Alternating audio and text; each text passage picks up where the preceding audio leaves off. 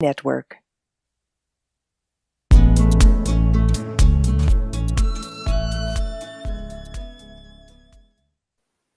Hello and welcome to the No BS Spiritual Book Club's face-to-face with video series in which we invite respected authors, speakers, teachers and researchers to share the stories behind the 10 books that influenced them the most on their life journey. And with me today is Julie Ryan, a psychic, inventor and medical intuitive who can sense what medical conditions and illnesses a person has. Julie sees and talks to spirits, both alive and dead. She also removes ghosts from homes and other buildings. And when she's not busy doing that or scanning callers on her very popular weekly podcast, she's teaching and writing books, which we'll hear a bit more about later. Julie Ryan, welcome. Thanks so much for having me. What a delight to be with you, as always. You are one of my favorite people on the planet. Well, thank you for that, Julie. So, books, you didn't begin utilising this incredible resource, you say, until you were in the mid-30s. Why not? You mean my woo-woo abilities? Well, you're talking about books as a resource. Oh, books as a resource. Yeah. I didn't care that much about it when I was in school. I'm an entrepreneur, so I had my own ideas about things. And as you mentioned, I'm an inventor of surgical devices sold throughout the world. So the traditional reading thing just didn't appeal to me. And then in my 30s, I started discovering books. I mean, I read books that I had to graduate from school, but I didn't ever really enjoy them. But then when I started in my mid 30s looking into books and starting to read them, then it was like a whole new world, like the Aladdin movie, it was like a whole new world opened up, and it's been amazing ever since. So did you start reading books because you were interested with your spiritual abilities coming to the fore, or was there another reason that prompted you to start picking up books? Probably more related, Sandie, to business stuff. I love biographies, and I read a lot of books about entrepreneurs because it gave me the courage to go on when things got tough in my companies and in my businesses. And I got a lot of information from those books about tenacity. And also I got ideas from reading what people went through. And I thought, well, I don't need to reinvent the wheel. If somebody else has already figured this out, I can just emulate what they did. So that's really where it started, was in my business life. So what was it like for you to have to go back over your reading history and pick just 10 books that had an influence on you? Well, you limited me because you told me they had to be spiritual books. Yeah. So, and I think actually we pared down the list because I sent you some books that were business books that were very influential. And you said, no, we're not going to put those in. And I said, okay. So when I went back over my spiritual books, there are two in particular that really come to mind first. And I talk about them in my book, Angelic Attendants, and those books, the first one was Anatomy of the Spirit by Carolyn Mace. And it talked about her being a medical intuitive. And I thought, what the heck is that? I'd never heard that term before. And so I read that book and I wanted to know more. And at that time, we didn't have the internet yet. That's right. I did the old-fashioned thing and I went to a bookstore because I thought a bookstore would have more information than my local library, perhaps. So I thought, well, I'll try the bookstore first. And when I was there, we hear stories about that were led to books. Carolyn Mace's Anatomy of the Spirit was given to me by a friend. And then I wanted to know more. So I went to the bookstore and I found Hands of Light by Barbara Brennan, who's a former NASA physicist who parlayed very complex quantum physics principles into understandable English for the non-scientific mind. That would be me. And I wanted to know more again. And so that really is what led me into the work that I do now. So those two books, and they're first and second on your list. So That's the order in which you read them. Yes. Yeah. And is the rest of your list in chronological order, or? No, they're not. They're not. No. Okay. Just so long as we know, because then it's nice to be able to track, your journey at certain times. So Anatomy of the Spirit, and you say that that launched your 30-year spirituality quest. So what was it like for you to, I mean, did that really blow your mind, that book? It did, because she was using energy to heal, to help heal people. And then Barbara Brennan, of course, was coming at it from a scientific standpoint. And I had been in the medical field for quite a while at that point. So I thought, oh gosh, I'm working, inventing and designing products to help people heal. Maybe this could be another part of the equation. I was always interested in the healing thing, but I didn't want to go to school to be a doctor or a nurse. I wasn't called to do that. I was called to be a businesswoman. And so that intrigued me with Carolyn Mace's book. And then right after that was Barbara Brennan's book. So Barbara Brennan's book, I mean, that was just an amazing, amazing book, I thought, when I came across it. What did you make of that book? What was it specifically? Was it the fact that she had such a credible background and she was talking about quantum physics? Yes, and then that she had techniques that she used to help facilitate healing, and that when she was working on somebody, it could be measured in a physics lab. At a university. They would measure her and they could tell what the frequency was of the energy that was being sent.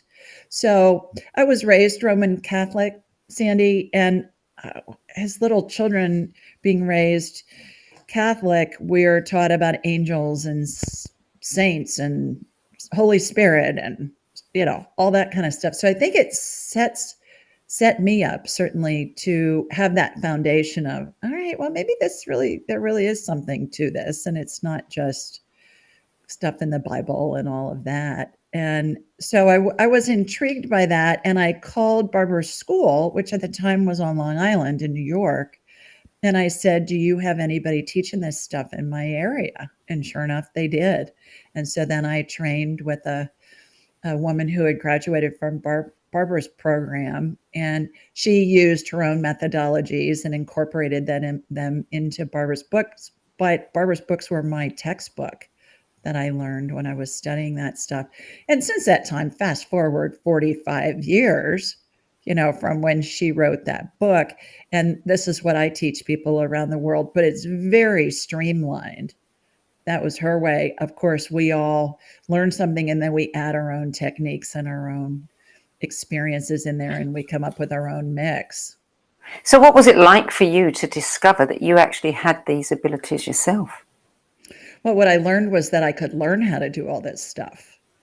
And what I've learned since then is that everybody has this ability. It's just a matter of developing and enhancing it. I laugh. I say, I'm not one of those psychics who's had dead people chasing her since childhood, or if I did, I didn't know it, let alone what I would have done with that information. So I learned how to do all of this stuff. And whether people think they have any abilities or not, everybody does. It's just learning to develop and enhance it then.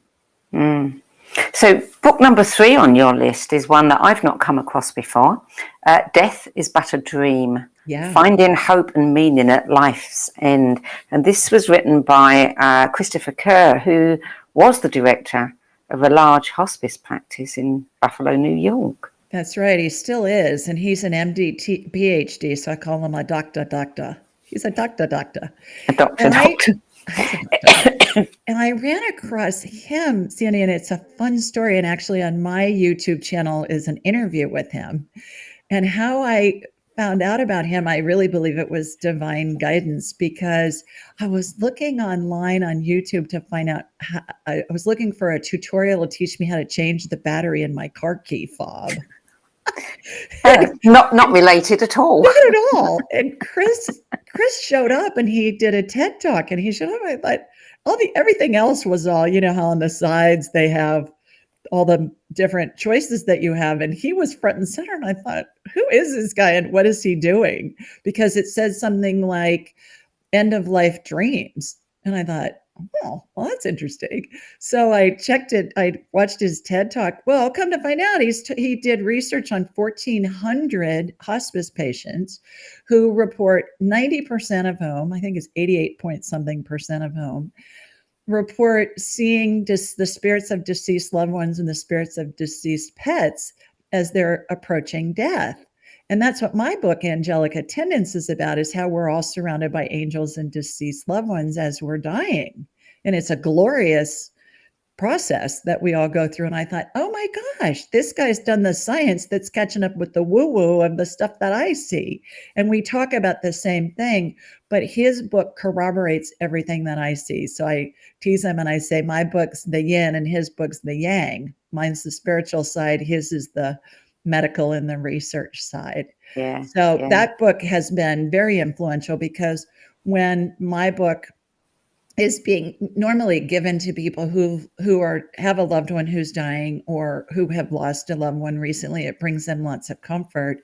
And then what I'll say is, okay, now, read this book, because here's the scientific data. And it really resonated with me because as an inventor of surgical devices, I had to go through clinical studies before I could get my products approved to be sold. It's like drug companies have to test their pharmaceuticals before they sell them. Same with medical devices.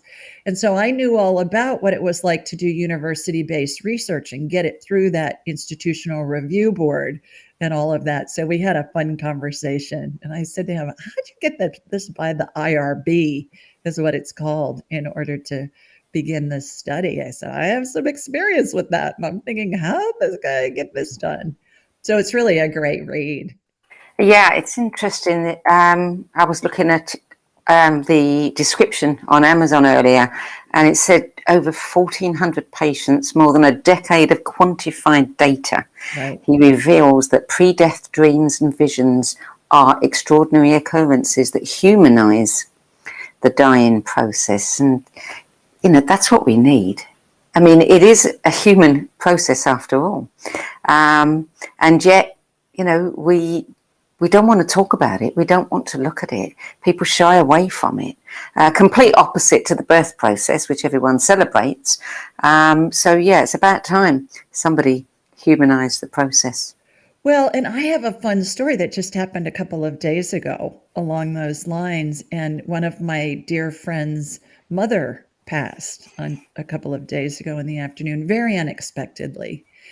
And she was in an assisted living place. And my friend Lisa had heard from her mother for the past couple of months that her mother was going to go live with her mother, Lisa's grandmother, who'd been dead for over 40 years.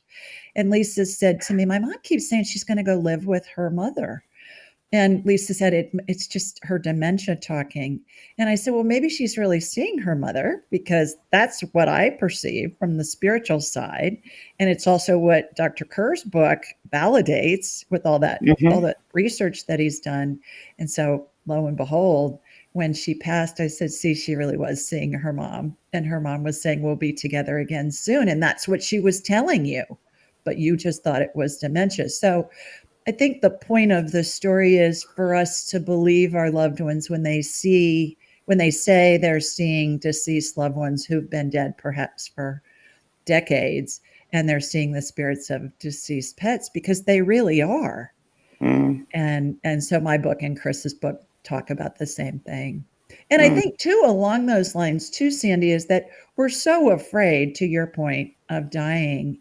And it's been bastardized throughout history. When you die, are you going to fly or are you going to fry? You're going to go to heaven or you're going to go to hell. And I'm here to tell you that not only all dogs go to heaven, but all people go to heaven as well. So book number 4, another one I haven't come across before, The Way of the Rose, The Radical Path of the Divine Feminine, Hidden in the Rosary, by Clark Strand and Perdita Finn. So tell us about that one. Sounds interesting.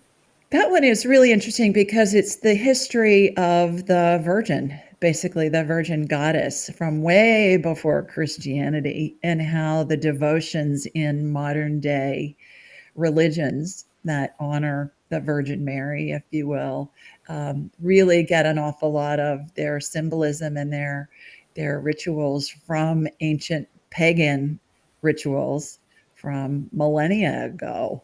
And the book really resonated with me because it was about talking with spirit and having spirit help guide us in our day-to-day lives. And certainly the devotion to the Madonna is not necessarily religious, although that's how most of us have been brought up in this day and age, if we are familiar with the devotion to the Madonna, but it just expanded it out from there. And then there were many miraculous occurrences in the book. So I got to interview both Perdita and Clark. And Clark was a former Buddhist monk, and Perdita was a writing professor at Columbia University in New York. So again, unlikely psychics, if you will, like I am. And I really resonated with their work. It's just terrific. It says they're weaving together their own remarkable story of how they came to the rosary, their discoveries about the ecofeminist wisdom at the heart of this ancient devotion. We don't hear much about that. And the life-changing revelations of the Lady herself. And they pray the rosary, but it's not only Catholics doing it. We think of the rosary as a Catholic prayer, but it's really universal and it's very ancient. Way predates Christianity and certainly the Catholic Church. Well, many of the ancient practices have been co-opted, haven't they, over the centuries? Yeah. Book number 5. Slight change here.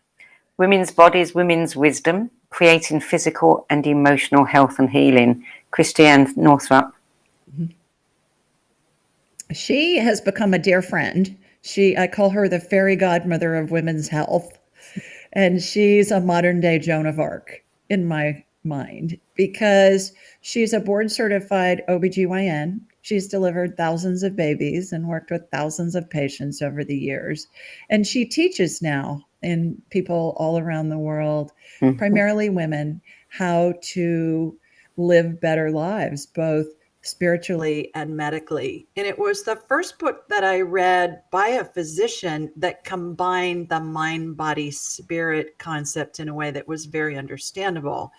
I had been to a couple of lectures since I read that book early on after I read that book. And I think it was the precursor to these lectures that I went to by a doctor at Harvard named Herbert Benson, who really has brought the mind, body, spirit concept. He and Dr. Weil, who's down in Arizona here in the US. So I think Dr. Northrup's book kind of laid the foundation so that when I went to Dr. Benson's talks, it was way more palatable and understandable for me.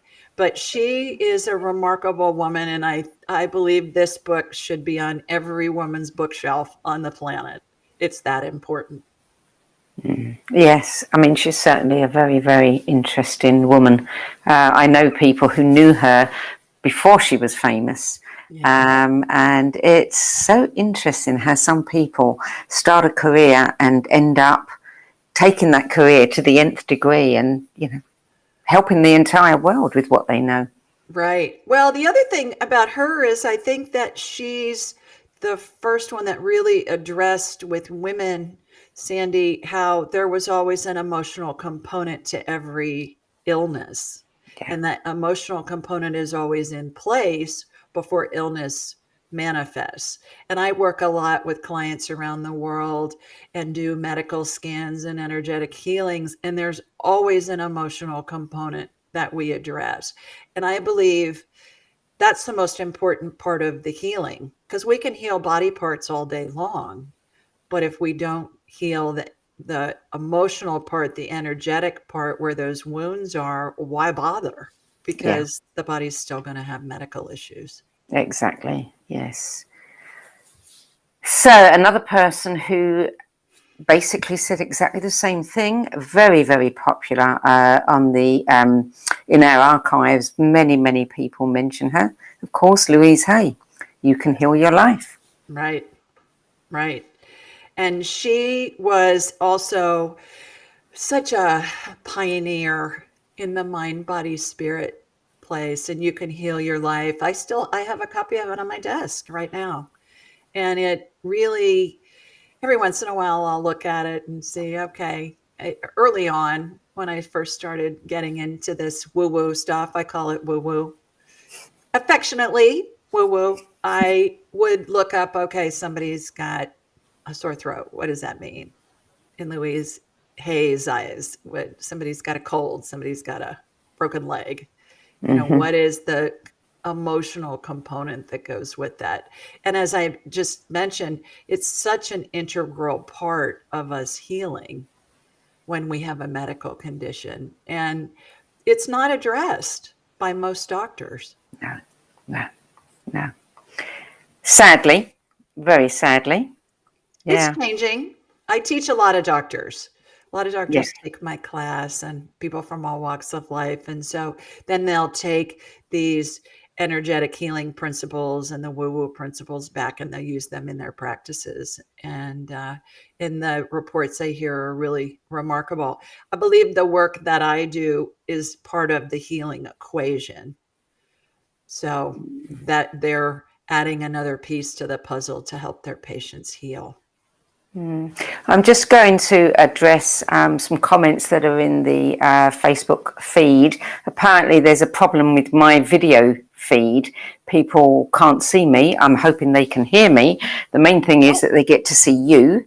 But if you can hear me, those of you on Facebook, then I think that we will be able to capture the video at our end and you'll be able to see both of us on the recording that we'll be posting later. So let's move. Great. She looks great. She looks beautiful for those of you that can't see her at the moment. Come on, keep saying it, keep saying it. I'll She's have some more of that. she Thank looks you. fabulous. She's So number 7, this book is a favourite of mine because I read this probably soon after it was published because I love the actress Shirley MacLaine, Out on a Limb, and it was such a novelty and also so refreshing to actually read a book by someone who was very well known for something else, and she was putting her whole career on the line by talking about this. And I remember some of the early interviews she did, certainly on British TV, where they were really making fun of her for being woo-woo, as you say, but bless her heart, I mean, she stuck to her guns all the way through.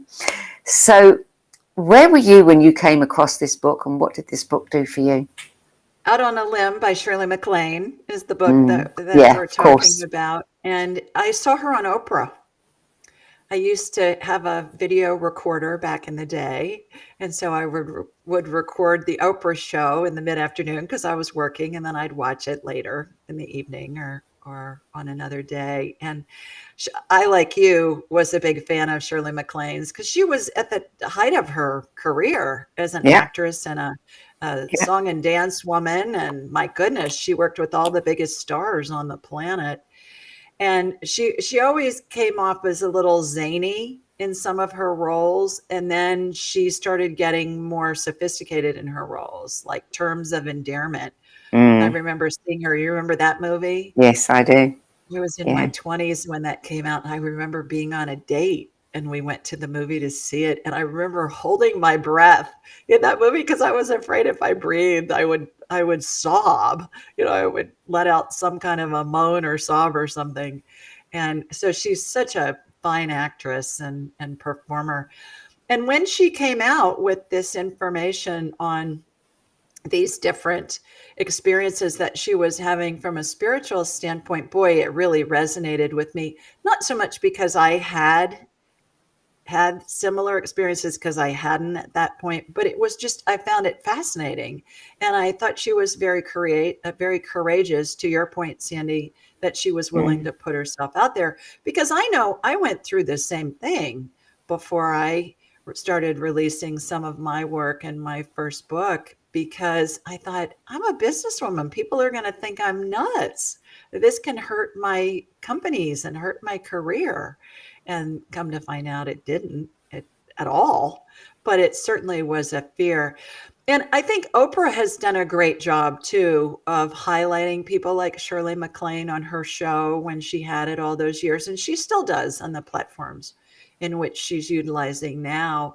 And she has always combined spirituality into other aspects of life. So I give them both a lot of credit. But that's where I first learned about Shirley's abilities to perceive spirit and communicate with spirit.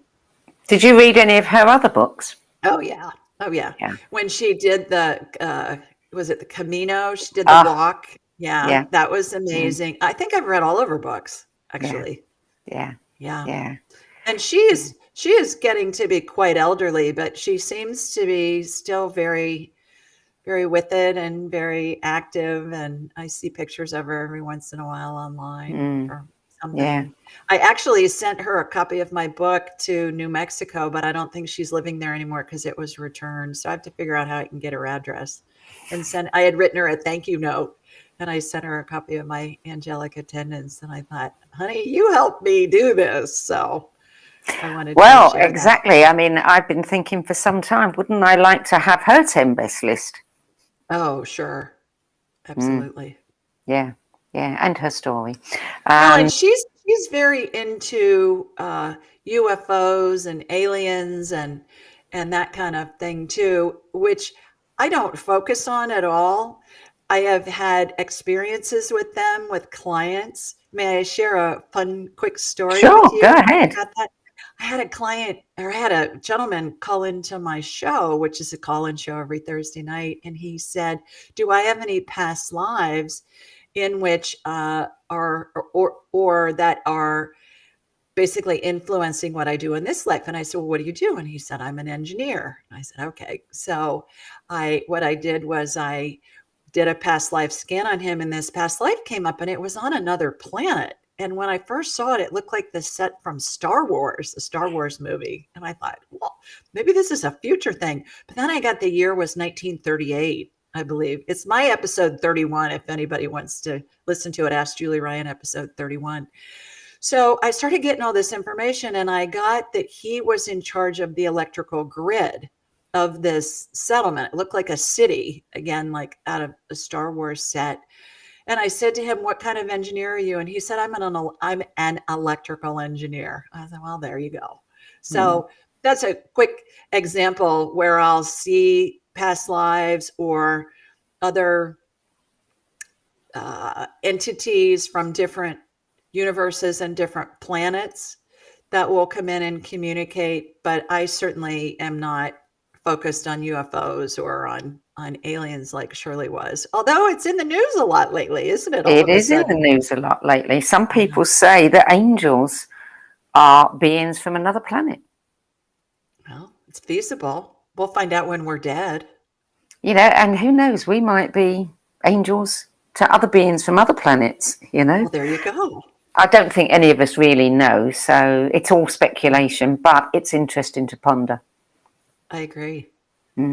Yeah. Okay, so book number 8, Kabbalistic Healing, A Path to an Awakened Soul by Jason Schulman.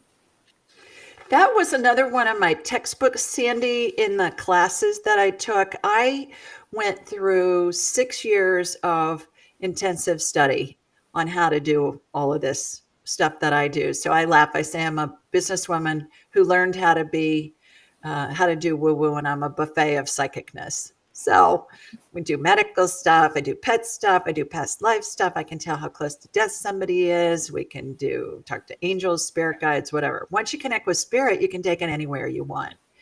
And so the Kabbalistic healing was part of the curriculum that I studied. And it's interesting because Kabbalistic healing is Jewish mysticism.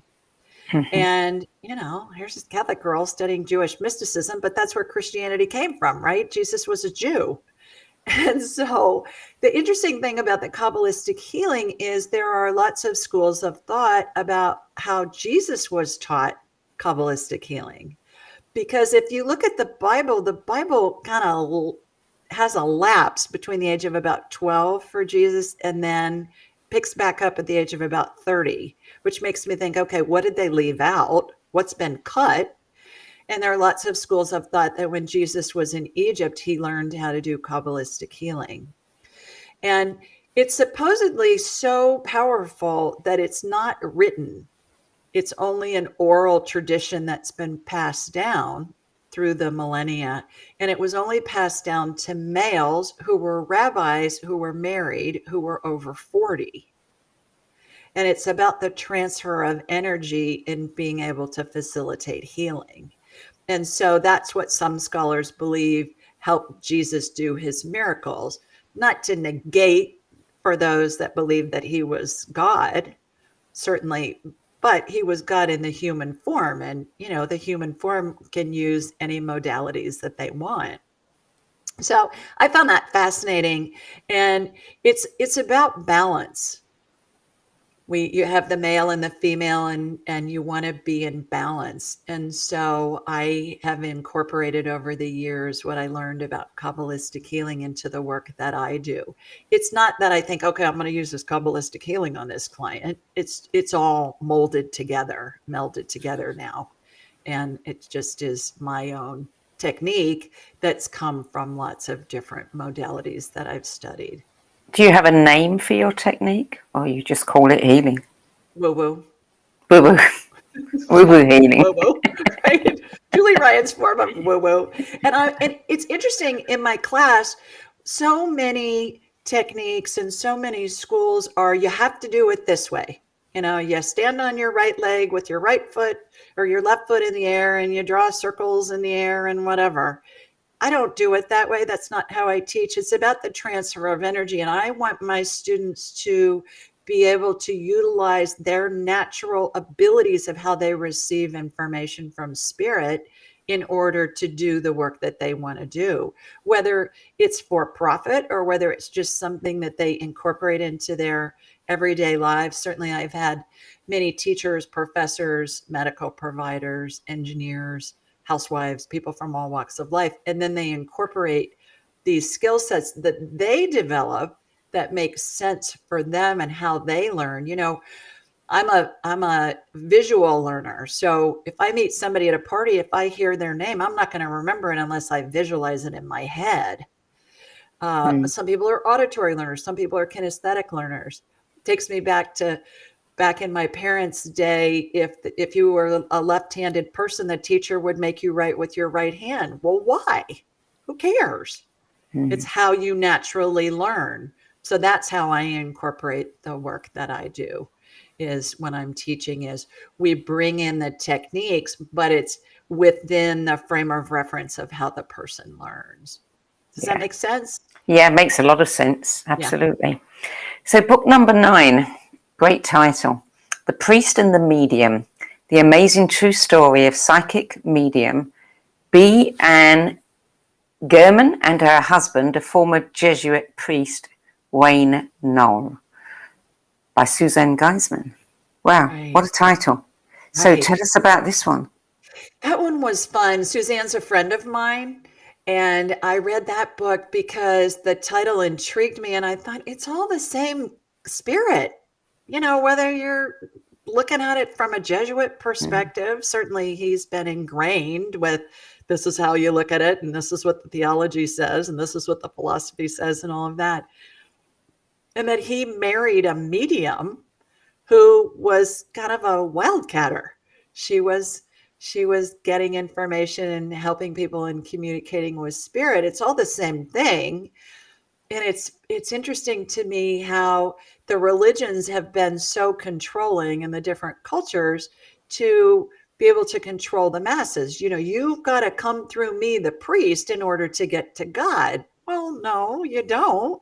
It's one way if you choose to do it, and it's all the same spirit. So I laugh because sometimes every once in a while I'll run into somebody and they'll say, well, I just don't believe in that. And I'll say, well, that's fine. And they'll say, well, I'm very religious, or I'm very whatever. And I'll say, great. Do you pray? And they'll say, yeah, of course I pray. And I'll say, to whom are you praying? And they'll say Jesus or the Virgin Mary or St. Anthony or whomever. And I'll say, oh, so is St. Anthony sitting on the couch in your living room when you're talking with him? And they'll say, well, no. And I'll say, oh, is he in spirit form? They'll say, yes. I said, oh, so you're talking to spirits when you're praying? And they'll say, well, it's not the same thing. I'll say, but oh, it is. And I think the Jesuit and the medium are a great example of that. It's all spirit. It's just a different way to communicate Yes. with spirit. Absolutely, absolutely. And I love the write-up on this book that she gave her first spirit readings to her teddy bears at the age of 5. And she was raised in the Mennonite tradition. Interesting that she left home at 14. He left home at 14 to go to seminary. And they say that the book shares the remarkable story of two soulmates on parallel paths with divergent beliefs, yet united in their love for God and each other. Yeah. Sums it all up, doesn't it? It doesn't matter what path you're on. Exactly. And I think it's a great example, too, of people that are joining and they have different methodologies to get to the same place, but they honor each other's different ways that they connect with spirit. It's not my way is right and yours is wrong. It's here's how I do it. Here's how you do it. Where can we meet in the middle? Yeah. Yeah. Just respect each other's ways of doing it. Exactly. Yeah. So we come to book 10. Change your thoughts, change your life, living the wisdom of the Tao, Wayne Dyer. Right. Yeah, well, Dr. Dyer, God love him. His books just have been so instrumental in everybody's lives who have had the honor to read them, and he certainly has influenced me and impacted my life in a multitude of ways. And again, he's got that alphabet soup at the end of his name. He's got the PhD, he's got the degrees, and then he's bringing in the spiritual. And I know in his books, a lot of them, St. Francis was one of his spirit guides. So he talked to St. Francis all the time and was able to communicate with him. And I think the story with him about when he had leukemia at the end of his life and he had a healing, and for, I believe it was the last 5 or 6 years of his life, he'd go to the doctor, but he'd say, I don't care about hearing what the test results are because I feel great. And so he was able to live his life without any symptoms, regardless of what the tests were showing. And I think that's a great testament to how spiritual and energetic healing can work. And certainly, prayer is a form of meditation. And we know that when a lot of people are focused on a certain outcome or a certain wish, that all that vibration is very impactful to help somebody heal. The prayer chains that Yeah. we utilize when somebody's having surgery or they're ill, I think come Well, and into it's play proven very that clearly. prayer works. That it Absolutely. works. Yeah, they've studied Absolutely. prayer. And Yeah. it's not, it's intention. It's focused intention. That's what it Right. is. Right. We You used put the thought and the emotion together and, you've got something powerful.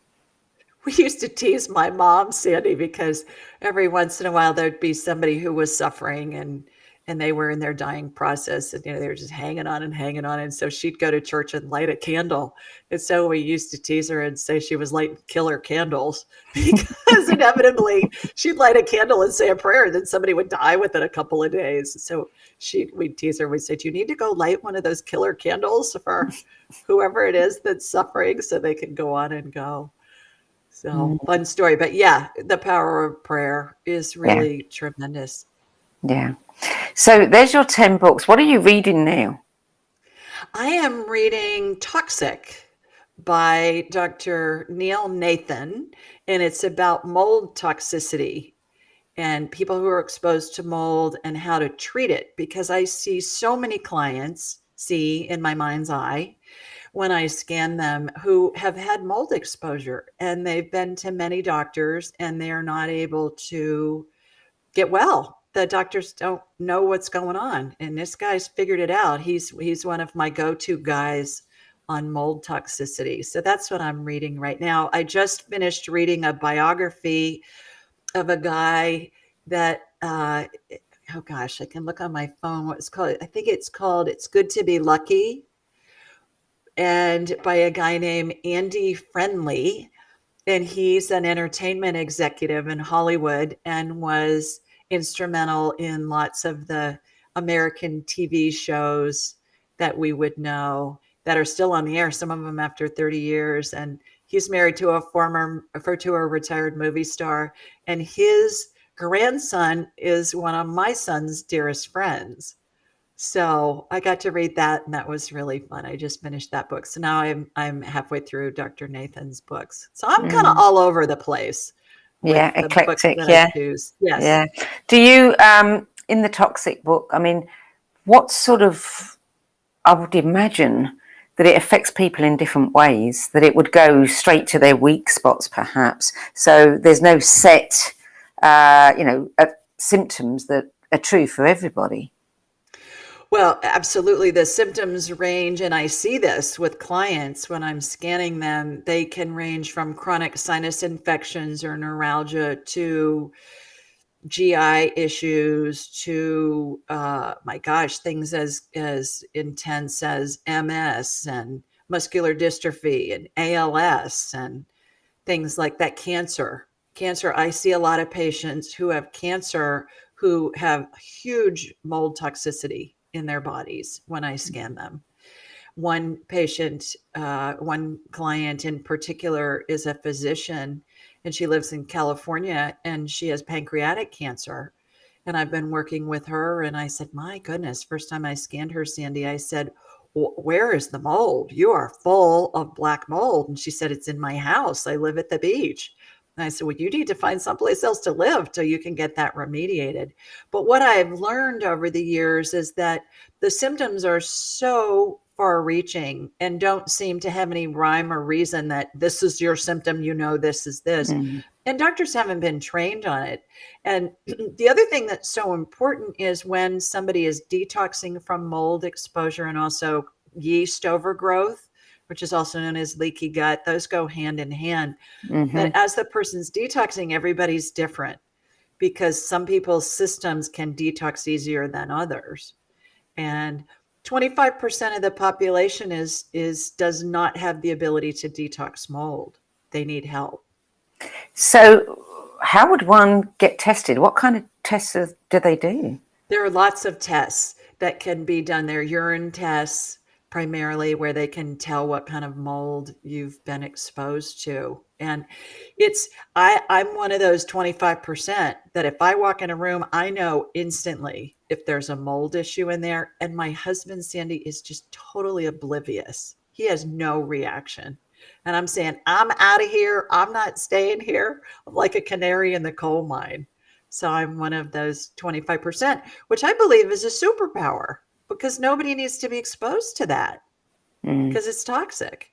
So there are binders that are used that are different pharmaceuticals. Sometimes there are herbal remedies. There's activated charcoal. There's bentonite clay, things like that. But it's really important to be working with somebody that knows what they're doing on this because if a person is suffering from this and they're detoxing too quickly, it can really throw them into a tailspin and cause more harm than good. So it's interesting learning about it. And I'm led to these different books because it helps me with my clients, helps me understand what I'm seeing.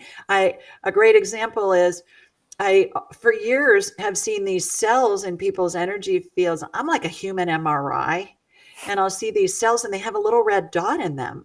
And I thought, what the heck is that? Well, come to find out from reading a book, they're called mast cells. I watch DNA healings. I watch other types of healings that emulate what I saw in operating rooms for all those years when I was in that business, developing and designing and inventing surgical devices. And that helps me know what's going on. So I just read the books that I'm led to read. It feels like spirit's guiding me to read certain books. And do you find it hard to switch it off? I mean, you go out and you're relaxing and socializing and, among people. Do you find that you have to, work at switching off the medical intuitive part so that you're not constantly scanning people? No, because I turn my abilities on and off at will. So I don't have them on most of the time. And it's not just for medical. I mean, if I had my psychic abilities on, I'd be seeing spirits everywhere and hearing conversations with spirits and all that kind of thing. So no, and that's what I teach is we turn it on and off at will. So no, I'm just a regular wife and mom, and I cook dinner and do Yeah, laundry and regular Ghostbuster, wife yeah, and yeah, mum. I yeah, see dead people, businesswoman. wife and Yeah, mum. yeah, yeah, yeah. My son, when he was little, he's now 29, and he was when he was little, he'd say, "Mommy, ask the spirits and beyond." I was like, "Okay, let me do that. Let me turn on my radar." Or if I walk into a place, and there's a chapter in my book that I talk about this, and I walk into a place, and so if I'm with someone who knows that I do woo woo, they'll say, "Well, what are you picking up?" I'll say, "Well, what do you mean?" So, well, what is there any spirits in here? I was like, I don't know. I don't have my radar turned on. Let me turn my radar on and I'll see. And then I do. So it's Mm, fun. yeah. So, how did you become an inventor of surgical devices? I started out right out of college working for a medical supply company, huge global medical supply company, and I sold hospital supplies. So I would go into hospitals and I had hundreds of thousands. I worked for a big distributor and I worked with manufacturers. And I worked in a hospital when I was in college for 2 years in the public relations department. And they offered me a job, and I knew I didn't want to work in a hospital, but I knew I wanted to do something with medical. Like I said, I didn't want to be a doctor or a nurse or a tech or a medical provider. So I wanted to be a businesswoman. So I thought, okay, well, I'll combine the hospital sales stuff with my interest in medical things. And so I did that. And then I started my first company at 25. And because I figured out I wasn't a very good employee because I had different ideas about things. And I performed well and my sales numbers were great, but I had a boss, Sandie, that gave me grief about how my trunk was organized in my car with my samples. And I thought, who cares how my trunk is organized? Look at my sales numbers. And so I had the opportunity to bring to market a device that was being used for vascular surgery, and I introduced it to the American marketplace and started a company to do that. And then within a couple of years, it was so successful that I had some orthopedic surgeons. I was living in Los Angeles at the time that were jerry rigging this vascular surgery product to use with total joint surgery. And I thought, we need to get this through the FDA, the governing Mm. bodies. We need to get approval before you guys just start using this for a different thing. So I helped develop that with the company that was selling it. And then they went with a big global distributor, and breached my contract. So I sued them. I was in federal court. I wasn't even 30 yet. I was in federal court for 10 days in Boston, and they walked in. It was a $30 billion company that I sued. And I thought, I'm young, I'm a girl, and I even have blonde hair, but we've got this contract here, guys.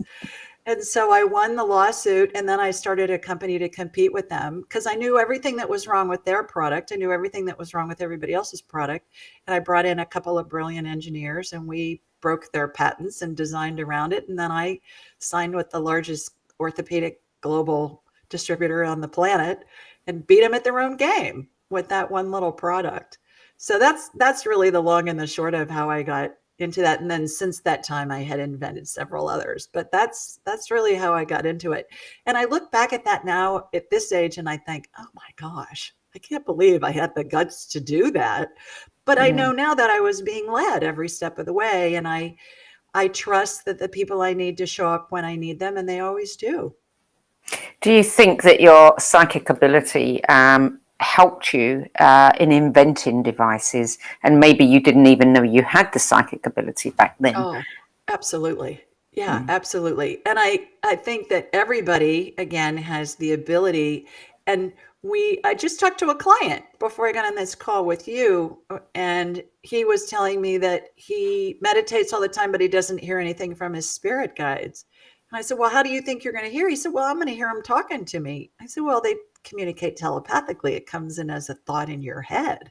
I said, they're communicating with you. You're just expecting it to be in a different way than what's really happening. Mm. So thoughts originate in the ethers. We pull them into our heads based on what we're thinking about. And that's how we're guided by our angels and our spirits. So, certainly, I mean, how does a girl with a communications degree develop orthopedic surgery devices? That doesn't make sense. But that's what I've done. How does a girl with a communications degree have 9 companies in 5 industries that I've founded? I've had companies in industries that I didn't know anything about, but I was just interested in them. So, absolutely, I was being led. Yeah, and that was long before I knew I could communicate with spirit. Now I do it Yeah. on purpose, which makes it even more fun. Yeah. Yeah. I remember reading a book some years ago.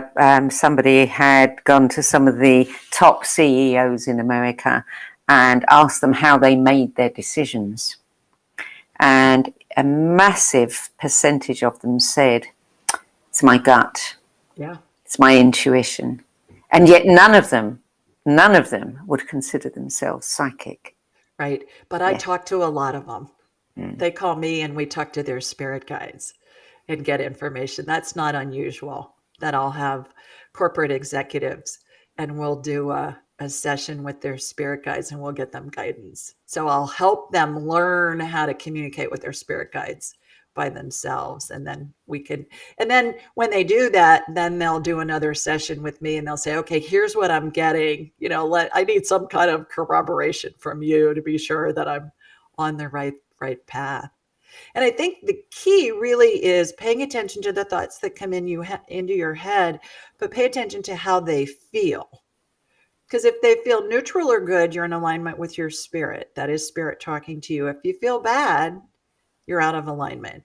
And our emotions are an internal GPS system that we all have. Mm. And we're taught as children to control our emotions when what we need to be controlling is our thoughts. Yeah. Because emotions are our GPS system saying, okay, you're thinking clearly, you're in alignment with your spirit, you're on the right path. And when you feel badly, you need to investigate. What is it that I'm fearing? Is it something that's real or is it something that's imagined? And 99% of the time it's imagined. Mm. So which part of all of the things that you do, entrepreneur, businesswoman, ghostbuster, psychic, which part do you love the best? I love them all. I love them all. And they're all melded together now because I sold my surgical device manufacturing company. I've got a couple of companies that are still running that I have wonderful people that are running them. So I really spend all of my time these days doing the woo-woo stuff, working with clients, doing my weekly show, writing books, doing the training, and it keeps me busy. So I'm utilizing the entrepreneurial skills that I've developed over the past 40 years, and they've melded into the woo woo and the spiritual. And it's just a blast. I have had a lot of fun in my life with these different companies that I've had. Certainly there's been a roller coaster ride. No entrepreneur goes through having a company without a roller coaster ride, but this is by far the most fun on a day-to-day basis that I've ever had. And there's still work involved. I mean, I spend a couple of hours in the office at least most days doing follow-up with clients and developing things, but it's just a blast. It's so much fun. And it's because I'm spirit's pure love and pure joy. And that's where I hang out, Yeah. talking with clients all day. Mm-hmm. That's the frequency. So tell us about your books. You've written 3 books, Right. Angelic Attendants, What Really Happens as We Transition from This Life into the Next. I have show and tell here. I have books, as Ah, you can see. This is Angelic okay. Attendant. Yes. And then Angel Messages for Kids was my first children's book. I had so many moms, Sandie, and grandmothers, and it's darling. Look at these illustrations. My illustrators in the UK. And they're colorful and kids love them. But I had so many moms over the years say to me, can you write a children's book so that we can explain to our small children how can they communicate and see spirits when I can't? And how do they know information from these spirits that we're able to corroborate? And this child can't read yet. How do they know this stuff? And then I've had moms say, well, my child knows things from past lives that we've been able to validate with historical data online. And again, this child can't read. This child's 4. They don't have any access to this data. Like things about battles and places where they lived in certain times and what was going on, and they're able to corroborate this information. And then lastly, and very commonly, how do we explain to our child when a loved one dies? How do we explain, well, grandma's in heaven now, granny's in heaven, and little Johnny's saying, no, she's not, she's in that box over there asleep, because they're at the funeral home. And so that's what these children's books, this series of children's books, has been all about. So that's Angel Messages for Kids. And then the sequel is Angel Messages for Dogs. So we talk about... So you're going to have to explain that one to me, because I'm sure the dogs aren't asking questions. No, it's about how dogs, what they do, and how a dog is a spirit and a body. And when the dog decides to become a puppy, it chooses the family that's going to love and take care of it. And here's what happens when a dog dies. But interspersed in that are a lot of fun things like, dogs can learn tricks for treats, and dogs like to greet other dogs, and there'll be a cute picture of a little tiny teacup poodle and a big Great Dane or something, meeting each other. So it gets the spiritual information in there in a fun, colorful way. And I just submitted the manuscript for Angel Messages for Cats to my illustrator, because that'll be out at the end of the year. Because I was getting grief from the cat lovers out there, Sandie, that were saying, okay, you wrote one for dogs, now you need one for cats. Yeah. So are you self-publishing? Yes, I am. And I really, actually, I turned down a couple of offers from big international publishers. And people said to me, are you nuts? What are you doing? And I said, I have several friends who are bestsellers who've all told me to do it myself, because I can keep control of it. Absolutely. And I've had several of those bestsellers say to me, New York Times bestsellers say to me, when their contract is up, they're not going to go back with the big publishers, especially for somebody who is unknown. They don't do anything for you. No. I'm a businesswoman, so I hired an editor who's very well known and has worked in a lot of the mind, body, spirit space with New York Times bestsellers. I hired her. I hire illustrators. I hire the people that I need, the graphic artists and all of that. Mm-hmm. And my editor said to me, you don't need a publisher. You can do all of this on your own, especially with your business background. Yeah. So that's what I've done. It's an interesting industry, and it has completely changed since I entered it straight from school many years ago.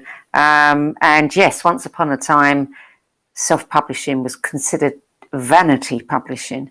And now I tell all my clients, if you've got the opportunity to do it yourself, you make more money, you keep control, your biggest challenge is you've got to promote it. Well, I have friends that are with big publishers, and the publishers are refusing to publicize their books. Well, that's also what's changed. Yeah, they're saying hire your own publicist, hire your own editor. It's like, okay, so what good is a publisher these days? I was told, well, we have contacts, we can get you on TV shows and stuff like that. I said, I can hire a PR firm. What are you doing for me? Yeah. The other thing is, I have a friend that's a New York Times bestseller, and his contact at his publisher left, and he hasn't been able to get anybody to return his phone calls for the past several months. Mm. Yeah. So, yeah. I love the publishing industry, and it's got to come up with a new way of doing business if it wants to stay alive. Otherwise, people will just be doing it themselves. And that's not a bad thing for some. Well, the other thing for me, 2 points. Number one, I didn't want to spend a lot of time finding an agent and shopping publishers. I had 2 publishers come to me through people that I knew who told these publishers about about my book. And it was wonderful to talk with them, but as I mentioned, I turned it down. The other thing is, I just wanted to mention that my publishing company is called Clement Inc., and it's named after Pope Clement VI, who is my spirit guide. So Pope Clement is the one who advises me on all things woo-woo, and so I named my publishing company after him, which is kind of fun. Well, another neat thing about publishing yourself means that you can give away as many books as you want to, and you are giving away one of your books. So tell people about it. That's right. Anybody that's listening, either now or in the future, that would like a copy of Angelic Attendants, What Really Happens as We Transition from This Life to the Next, this book here, or if they want one of the children's books, just put a note. Just go to AskJulieRyan.com, which is my website. AskJulieRyan.com, click on the Ask Julie button in the menu and just say, hey, I saw you on Sandie's show and I would love a copy of Angelic Attendants. And if you have kids or grandkids and you want the children's books, we'll send you those as well. And we'll send you a digital and an audiobook version of the books. And it'll be my delight to share that with you. Because Angelic Attendants, what happens as we're dying, is the story about how angels and deceased loved ones surround us. And then there are lots of client stories in there that are just heartwarming. And they provide so much comfort to people, Sandie. And we're all going to be in that situation someday where someone we love is going to pass. So my feeling is, if you know this information up front, even if you don't have anybody at the moment that's dying, if you know this information up front, have this in your back pocket, already know it, so that it's going to help you get through it when the time comes. And then certainly for people who have a loved one who's dying, this can help provide comfort, and for those who have lost a loved one. My parish, my church gives a copy of this book to everybody that comes in to plan a funeral. And I have churches all over the U.S. of all denominations that use it in their Bible study classes and in their book clubs. So it provides so much comfort to people. Well, thank you for that generous offer. And before we close, tell people a little bit about your podcast and where they can find it. Well, we do it live every Thursday night at 8 Eastern. And so it's distributed all over. It's a syndicated radio show. So it's on a lot of radio stations here in the US. And then we remove the commercials and release it as a podcast. But I'll have people call in from all over the world and they ask Julie Ryan. They ask me a question about medical or their pet or their love life or their work, or should I move, or can you communicate with my deceased loved one? What phase of transition is my dying mother in? What does she need?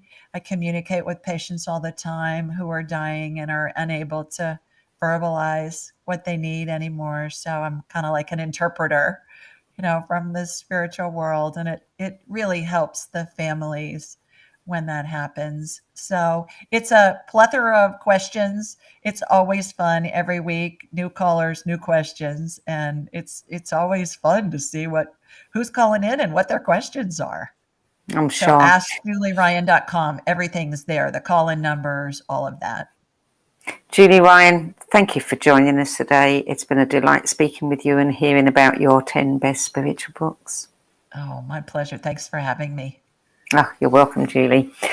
Okay, that's it for today. Thank you for joining us. If you want to be the first to be notified of these events and new 10 best spiritual book lists as they get published, sign up for our newsletter at the No BS Spiritual Book Club.com. You can also download audio versions of each episode, and you can listen at your leisure to OmTimes Radio, iTunes, Spotify, Anchor, and many other podcast sites. So that's it from me this week. I hope you'll join me again at the same time next week. Till then, it's goodbye from me.